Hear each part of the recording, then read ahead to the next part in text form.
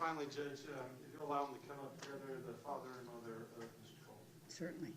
Jeffrey, can you?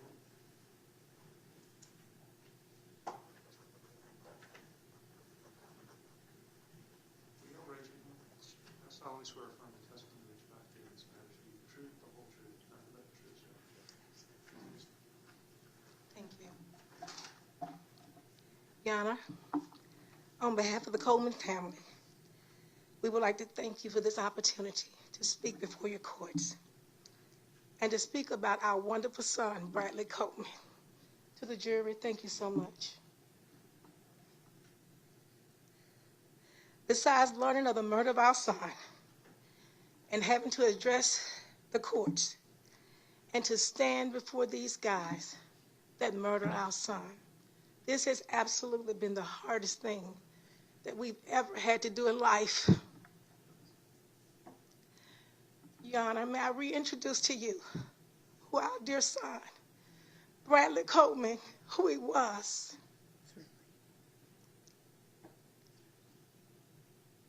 And how this senseless act of gun violence has affected my husband and I, his young daughter, our family, friends, and the community, and the world as a whole. Bradley was a wonderful man of God. He was a man of integrity. He was a man with a vision. He was born and raised right here in Gwinnett County. Bradley graduated from Norcross High School, where he played football and basketball. He earned a 4-year full scholarship to Southern University in Baton Rouge, Louisiana. He graduated from Southern with 2 degrees, one in education and the other one in interdisciplinary studies. As proud parents, Your Honor, Bradley was absolutely everything to us. He was a son that you would want. He was an awesome father, son, activist, coach, community leader, counselor, entrepreneur, humanitarian, a motivator, and an educator. Brad even taught children that transitioned out of the jail system back into society. He was impactful on and off the football field. He was just an ordinary guy that did extraordinary things, and he was loved and respected by so many. Bradley cherished his mother, his father, his daughter, his friends, his family, his students, and his student athletes. Bradley was such an amazing man. He often watched his father and observed how he would protect, he would love, he would provide, and care for our family. Brad vowed to be the same type of man and father that his daddy was to him. However, because of these 3 individuals' cold-blooded nature and their careless act of violence with no regards to human life, our granddaughter Amira now has to grow up without her father. She cries constantly to me, Your Honor, telling me how much she loved and misses her daddy. She said, Grandma, I was only 5 years old when they took my daddy from me. It's not fair that he's not here with me. She also misses spending time with her daddy. He picked her up from school every single day. He was present in her life. She cherished Daddy and Daughter Day. Every Friday, he would pick her up, take her out for ice cream, take her to Target, she loved Target, and do a little shopping and give her special gifts. But now, due to their act of murder, she and Bradley will no longer be able to create memories with each other or share those special days anymore with each other, like Daddy and Daughter Dance, her high school and college graduations. Her dad won't be able to walk her down the aisle when she gets married. He won't be able to experience being a grandfather. We will forever miss him, and we love him for all the things that he did in this life and for the things that he would never, ever get a chance to do because his life was snatched away from these 3 individuals. Bradley invested so much, Your Honor, into the community. He often encouraged his students to never give up on their dreams. He was such a loving teacher. He would drive the streets of New Orleans and go by known drug locations looking for his students who had been absent from school for days at a time. And he would encourage them to come back to school. That's just who he was. He did everything in his power to motivate them to do well and to continue their education. If his students did well, it was known for him to take them out, buy them the latest gym shoes that was out on the market. He did that too.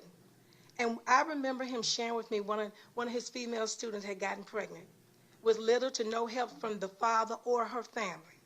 Brad made sure this child ate every single day.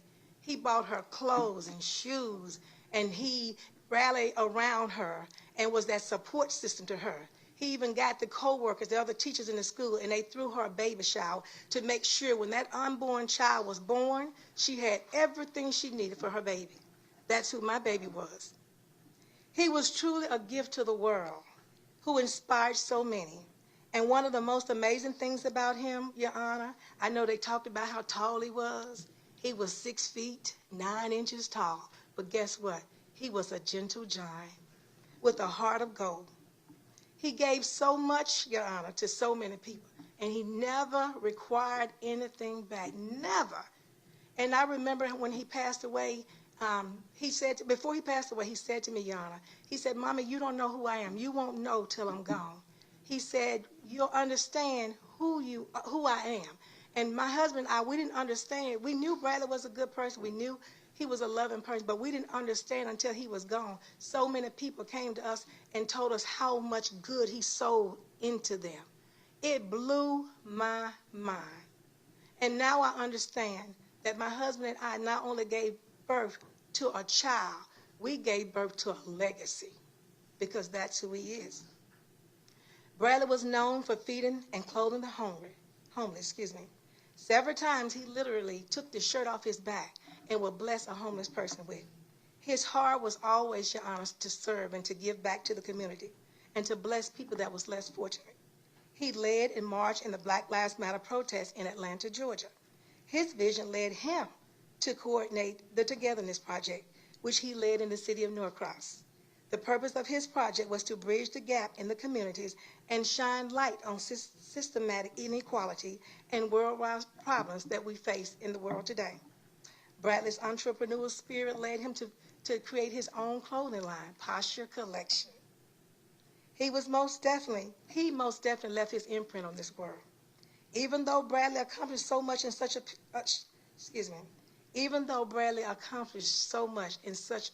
short period of time on this earth, he still, Your Honor, has so much good to give. And for that, my husband and I are just so proud of him. We're so honored to be his parents. You know, all you want as a parent is for your children to do well. And Bradley, like I said, he was everything to her. He was a good soul. And he didn't deserve this. Your Honor? Oh, God. It's okay. It's okay. Jesus.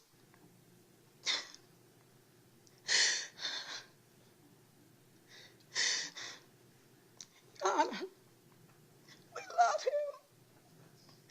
And we miss him so much.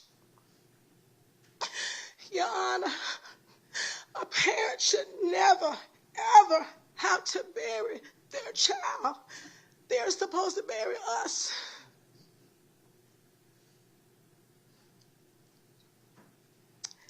Especially over the theft of a car and gang status activity, for which this cold-hearted, cowardly act of violence has left my family devastated.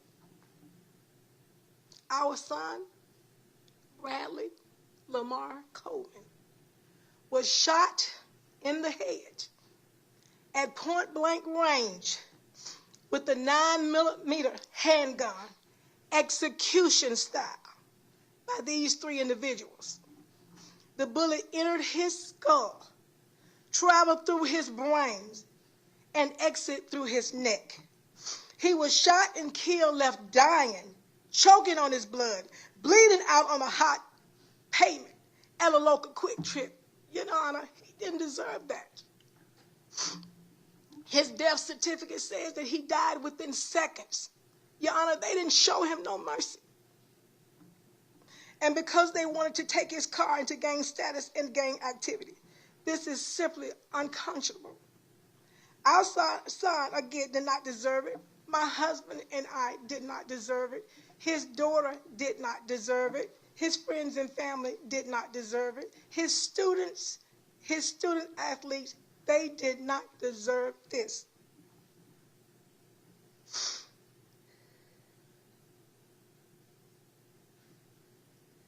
Our hearts have been deeply wounded.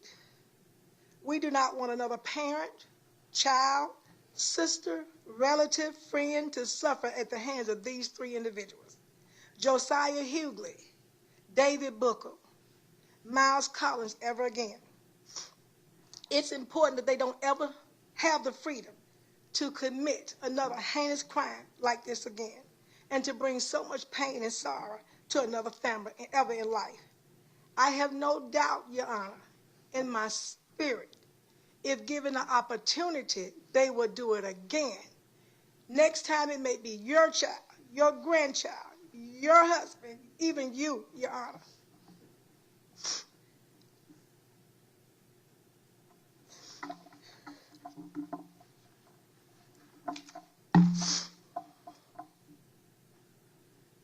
Our prayer is that God would allow each of them to live a long, miserable life,